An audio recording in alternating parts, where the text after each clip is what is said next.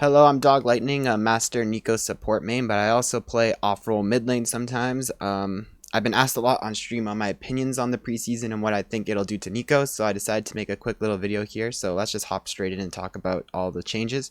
So starting off with the dragons, they changed the map on the third dragon. I'm not going to go into details on that, just what I think about them. So for the Infernal change in first, this one I don't think particularly helps Nico. I think Nico does better coming out of vision or like around sharp corners with her ulti, speed boosting, proto belt, or flash. This just makes more open areas. I think champions who strive in open areas will do better here. I think Nico does better in like little tight corridors, so I don't think it hurts her, but I don't think this one is necessarily the best change for her.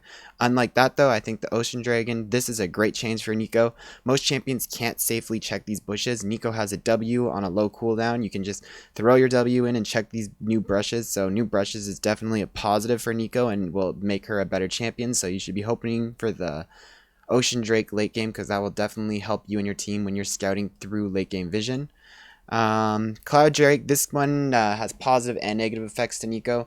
Positive, it's good when she's trying to come in for a big ulti flank, but negative, when there's those really fed melee champions who are running you down, it'll make it harder for her to kite them out. So this could go either way depending on how you look at it, in my opinion.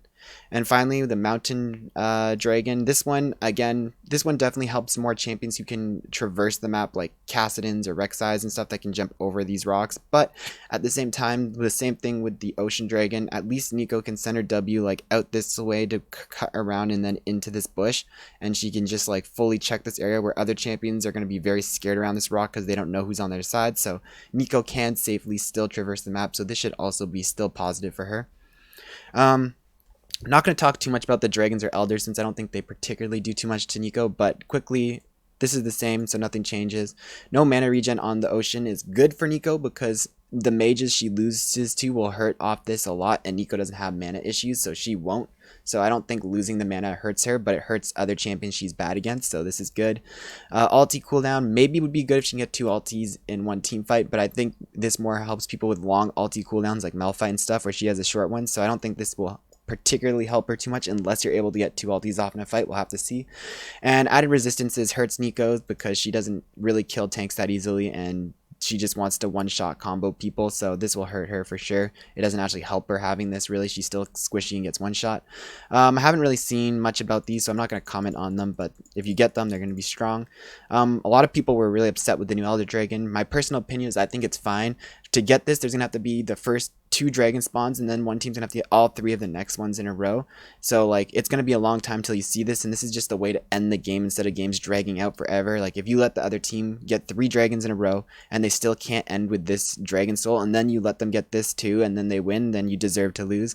And if you're able to do a comeback fight and get the elder dragon and come back, then it's cool. It's a comeback. It's a way where if you're super behind, you can somehow win the game if you can get this. So I think it's gonna be fine. It's just stopping games from going too long, and just like if you get this, the game's ending. The alcoves and the brushes. So I'm going to talk a bit longer about this. This is really cool for Nico, especially support that I play, but you can use it for a lot of mind games. Send your W out that way and you just send here, and then they think you're running away, but then you're actually coming in as a flank behind them. Or you can use Hex Flash in the new Nimbus Cloak. The Nimbus Cloak gives you movement speed when you use summoner spells, and you can Hex Flash over this, get the Nimbus speed boost and W with stealth into lane and go for picks. So I think there's a lot of cool stuff Nico can do with this. You can use your W to check all three bushes at once, where other people, like say the Lux support, will have to throw her E in this, walk up, throw her Q in there, walk up. Nico can just one W check all three. So I think this is looking good for Nico. Again, same as before, extra bushes. Fine for Nico. She can check this with her Q, or she can send her W in there. The main point of this, I think, is you can put control wards in there. So when you're going for dragon and the team's trying to like get vision here, you can control ward this bush to make it harder for them to get controlled area. That's what I think the main purpose for this should be. But I think it's looking good for Nico either way, because like she can check with her W safely. So that looks good. Jungle path diversity. I have played a fair amount of Nico jungle, not like a crazy amount, but I've tried it. Her only viable paths are a full red side clear back for boots with predator, or you can do red buff wraiths, wolves, and blue buff. She can't really clear the Gromp. It's like the hardest camp for her to clear. So the fact that you can hit level 3 off doing Gromp now doesn't help her. It just hurts her because other junglers will be able to do it and she won't. Jungle EXP is going down. This also hurts her. The EXP is only going up if you're able to power farm because the respawns are getting lower, but Neeko's not able to power farm. So overall, Neeko jungle looks like it's getting nerfed next season. Solo lane EXP going up is really nice for solo lane Neeko players. Mid lane's still going to be determined by the matchups. Right now, the matchups aren't the greatest, or win rate's not the greatest, but for top lane, this is looking pretty good as she generally has better matchups up there, and she'll just be able to get more EXP and influence the map more. For bot lane, getting duo EXP less now. I think supports are gonna, since they don't have to buy their support items, spoiler, you don't have to upgrade your support items anymore, they're gonna be rushing boots and mobility and roaming around the map to give their ADC solo EXP. So that's what I think will happen there. So let's go into the support items. So now there's gonna be an AP and AD version, and there's no more coin. Thank God, coin was just not fun to play against. It's just passive. So there's gonna be the Targons, AP AD, and the AP and AD spell thieves. So here's what they look like. Personally, I think that this is really good for Neeko. I think more health over AP is better for Neeko. She doesn't have the craziest scaling. She's more about running in and getting a big ulti, and you need as much health as possible to not die. The extra AP helps people who have poke before fights, like the Azeraths and Vel'Kozes and stuff. So like they're going to want the AP because they're poking before fights. Neeko generally isn't poking before fights because her range is so low. She's more just all-inning in team fights. So I think the extra health is going to be better. Also, another side note is since you're not getting the extra damage proc on the tribute anymore, it's just gold. This also helps Neeko. Neeko's only losing matchups where to mages. She won versus most tanks. She won versus the healers. She only lost to like mages. So the fact that mages are losing poke in the early game actually really helps Neeko, because Neeko is just trying to survive the early poke so that she can find all-ins. So the fact that they're losing the AP bonus damage on this is really good. Mages will be worse with this. Neeko will be better with this. So this is looking good for her.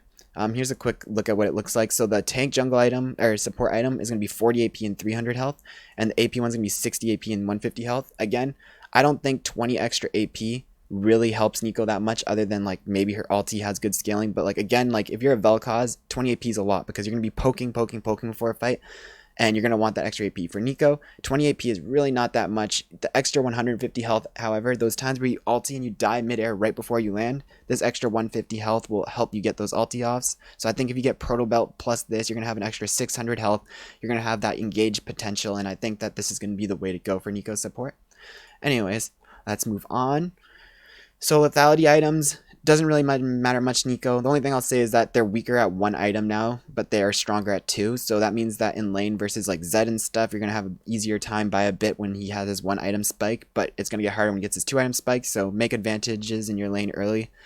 Removing Spirit Sojin doesn't really matter for Neeko. The champions that built it, she was kind of good into, so I guess that's bad for her, but not really a big deal. The other item they're changing that they didn't mention here yet was Redemption, or Righteous Glory. They're reducing the AP off it for heal power and an extra health.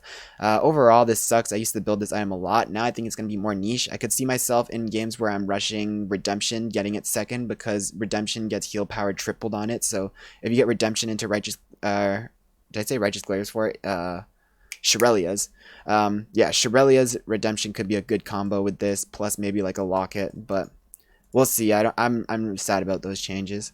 All right, finally, Conqueror. This is actually bad for Neeko. Tanks destroy Neeko really hard. Like, she doesn't have any way to kill tanks, really. They just, like, run through her. She's just a CC bot. So, if more tanks come, that'll definitely be worse for her.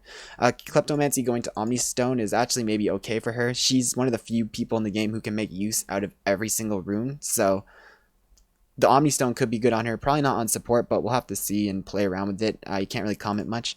And the final one that I can comment on is Aftershock. I used to main Aftershock only Neeko. I've been recently switching to Electrocute because of Aftershock nerfs. I still think Aftershock will be okay in certain matchups like Nautilus or Leona, and you don't want to get all in. The Aftershock nerf, right now, currently, Aftershock gives you a 30% damage reduction when you proc it. After the nerf, it'll be a 20% damage reduction, so it's still a fairly significant amount of damage reduction. The plus side is they're reducing the cooldown by 15 seconds, so that means versus those matchups where you're going to be running Aftershock, you're pretty much going to have Aftershock up on every single route you throw, so that is technically kind of a buff, but the damage reduction is a nerf, so take it as you leave it. I'm probably going to run it into maybe Nautilus, Leona, Pyke, and like maybe Lux, so I don't get one-shot comboed by her if she lands a bind, but overall, kind of sad about this. Anyways, like I said, making this video because I've been requested on stream a lot to talk about it, and I figured I'd just make a video for you guys, as I said. peaked this season. I'm now sitting in Master playing Neeko support main, but I do secondary role Neeko mid sometimes, so hopefully this clarifies some of the changes for you guys.